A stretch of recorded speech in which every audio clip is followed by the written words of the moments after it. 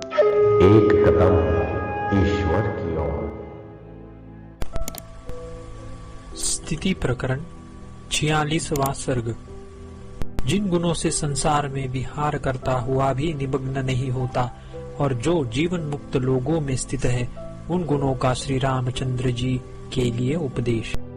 श्री वशिष्ठ जी कहते हैं, रम्य धन और स्त्री आदि के नष्ट होने पर शोक का अवसर ही क्या है। इंद्रजाल से दृष्ट वस्तु के नष्ट होने पर विलाप की बात ही क्या है। गंधर्व नगर के पदार्थों के नष्ट भ्रष्ट या भूषित होने पर और अविद्या जनित पुत्र आदि के नष्ट या सुशोभित होने पर सुख और दुख का प्रकार ही क्या है।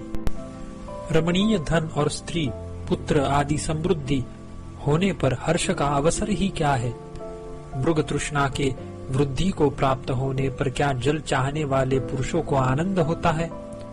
धन और स्त्री पुत्र आदि के बढ़ने पर दुखी होना ही उचित है और संतुष्ट होना उचित नहीं है।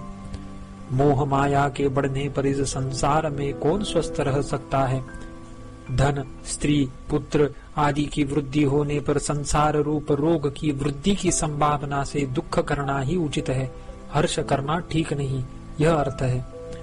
वृद्धि को प्राप्त जिन भोगों से मूर्ख को राग होता है, वृद्धि को प्राप्त उन्हीं भोगों से विद्वान पुरुष को वैराग्य होता है। नश्वर स्वभाव वाले धन स्त्री पुत्र आदि के विषय में हर्ष का अवसर ही क्या है।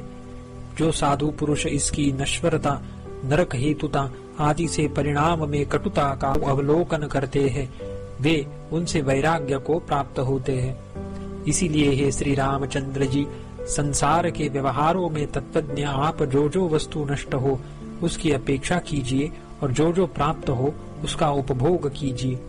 अप्राप्त भोगों की सच्ची अनिच्छा और प्राप्त भोगों का भोग यही पंडित का लक्षण है।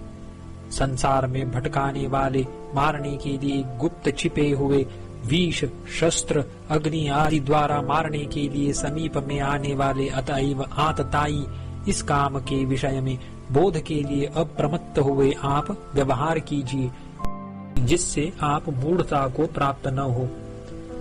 प्रपंच रहित ब्रह्म में विवेक वैराग्य ज्ञान में अप्रमाद आदि गुणों के अर्जन क्रम से जो सम्यक ज्ञानी है, वे इस संसार आडंबर को नहीं देख पाते। जो कुबुद्धि है यानी उक्त गुणों से रहित है, वे तो नष्ट ही है।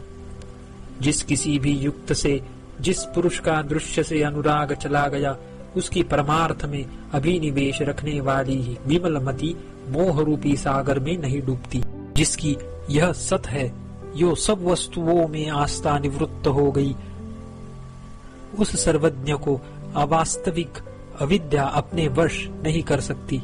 मैं और यह संपूर्ण जगत एक ही है, ऐसा जिसकी बुद्धि आस्था और अनास्था का त्याग करके स्थित है, वह पुरुष निमग्न नहीं होता।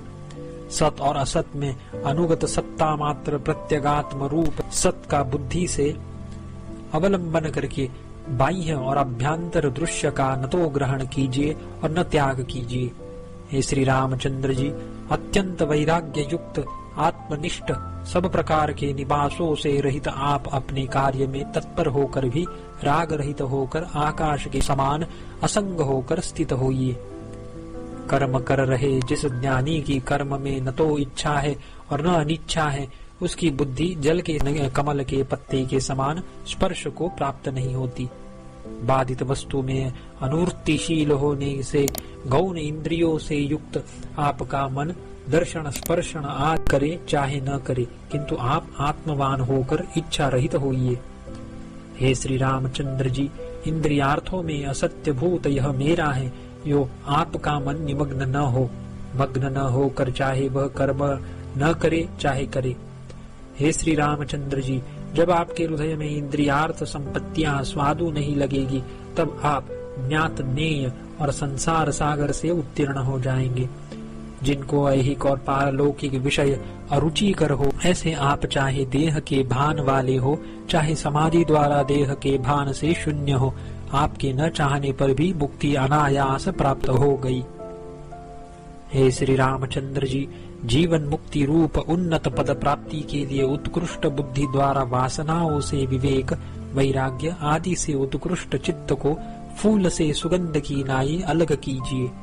वासना रूपी जल से व्याप्त इस संसार रूपी समुद्र में जो लोग प्रज्ञा रूपी नाव में चढ़े वे पार हुए, और जो प्रज्ञा रूपी नाव में नहीं चढ़े वे डूब गए। विवेक वैराग्य आदि से तीक्ष्ण की गई अतएव छुरे की धारा के तुल्य सुख दुख आदि द्वंद्वों को सहने में परम धीर बुद्धि से आत्म तत्व का विचार कर उसके बाद आप अपने स्वरूप में प्रवेश कीजिए। हे श्री रामचंद्र जी, ज्ञान से उदार चित्त वाले तत्वज्ञानी प्राज्ञ पुरुष जिस प्रकार बर्ताव करते हैं वैसे ही आपको व्यवहार करना चाहिए, न कि मूढ़ों की नाई।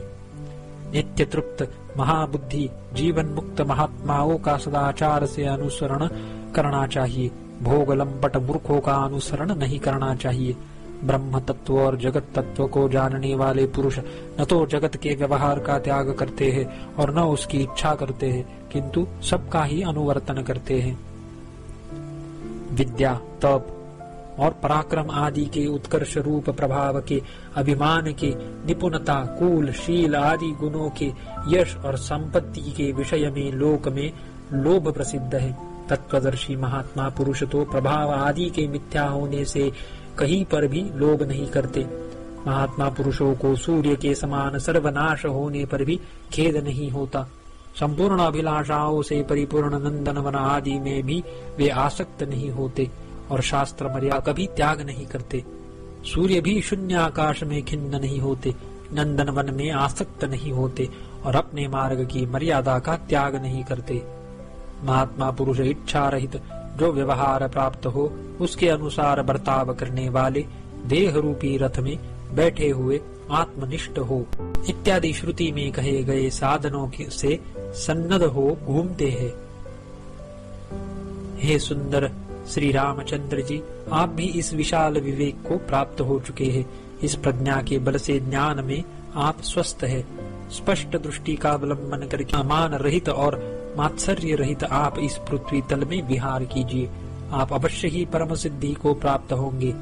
हे निष्पाप, अपने स्वरूप में स्थित सब इच्छाओं के त्याग से युक्त वासना विषयक कौतुक दर्शन की इच्छा जिसकी नष्ट हो गई, ऐसे होकर आप अपने हृदय में परम शीतलता का ग्रहण कर विहार कीजिए।